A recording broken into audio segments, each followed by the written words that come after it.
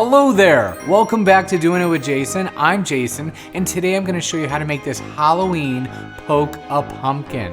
So I built this Poke-a-Pumpkin for my daughter's school Halloween party. They do a 3rd through 5th grade everyone group type party, and there's going to be like 300 kids. So I'm in charge of games, and I figured, hey, I saw this online. I was like, I can build it, but make it way bigger and something that's pretty easy to do, especially if you're new to woodworking. So I'm gonna show you everything in this video from start to finish on how to make your own Poke-a-Pumpkin game. Poke-a-Pumpkin, poke. So if this is your first time watching one of my videos, be sure to hit the subscribe button, the bell to get notified, and let's get started. Doing it with Jason. Okay, so now to get this project going, what I did was I used some 1/4-inch plywood that I found at a big box store. It was relatively inexpensive. And then using my phone, I just found a pumpkin that I liked and sketched it with a pencil. And then I came back with a permanent marker to just, trace out the pencil lines that I was happy with. That way I can follow it with my Jigsaw. So now Jigsaw is a pretty easy tool to use. Here's me putting in the blade, and it's very easy. Set the blade in, lock it down, ready to go. The main thing, you want to clamp the workpiece down to make it secure, and then using your Jigsaw, you want to apply pressure downwards. You want to just hold it flat against the surface and not let it bounce and vibrate on you.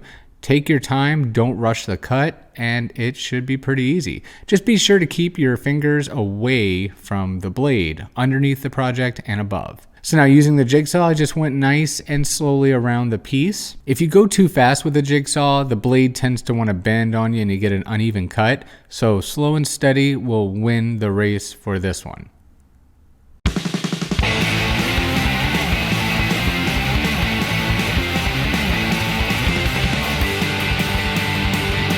So next you're going to want to sand the edges nice and smooth just to get rid of any possible splinter hazards, because you're going to have kids playing on this and playing with this piece, so you don't want them to get, a cut or anything like that.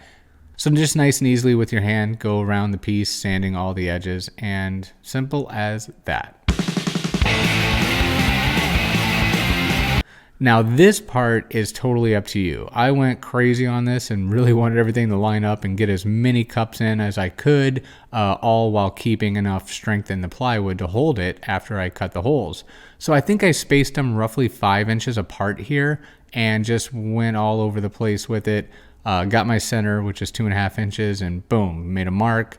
The cup, I believe, is, I want to say it's like 3 inches at the top of the cup, so I used a 2.5-inch hole saw bit and just drilled them all out like that with the 5-inch spacing.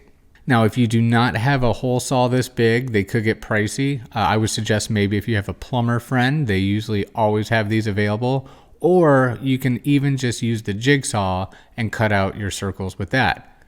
Might take a little longer, but it'll give you some good practice using that new Jigsaw tool that you just purchased.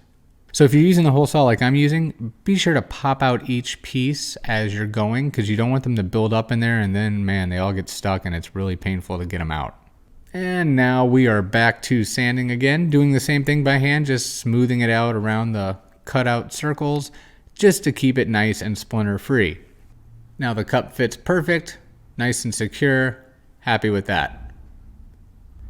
Now what to do with all these leftover pieces that were the cutouts, that's going to be a project coming up sometime in the future for sure.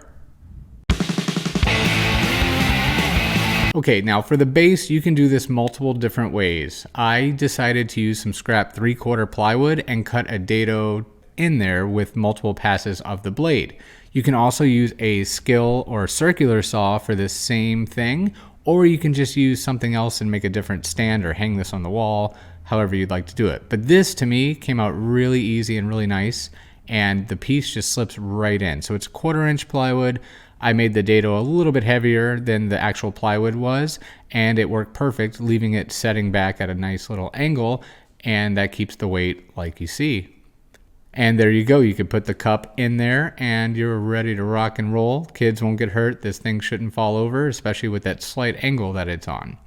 The best part about this is that this piece will be staying with the school, and look at that. It's like IKEA in a box. Flat shipping, flat packing. They can store it for next year and it won't take up a lot of space. Now for the paint. Using the Dixie Belle Florida Orange, this paint is awesome. It's a perfect color for a pumpkin, I think. There's plenty of shades that they sell, and you can tint it with other colors and make that perfect pumpkin color that you like. But for me, I really enjoyed the Florida orange. So the only thing I did here especially was I painted up and down with the grain. The good note is I only had to use one coat of paint on this brand new plywood, which was pretty neat. Now, of course, whatever you do to the front side of brand new wood, such as plywood, you're going to want to balance it and do it to the back side. So this is the back side while the front side's drying. I'm just holding it up and painting a coat of paint on the back as well. This will keep the wood from ever warping in the future. Now for the stem, I use Kudzo green that they sell, or just Kudzo, one of those. It's a pretty green. It's nice and has a slight pastel look and looked really neat as the tip of the pumpkin. So once again, just painting one coat on there and then doing a nice little smooth over right here just to get it, the nice transition, make it nice and clean, no brush strokes, and voila. One nice little final pass and we're good.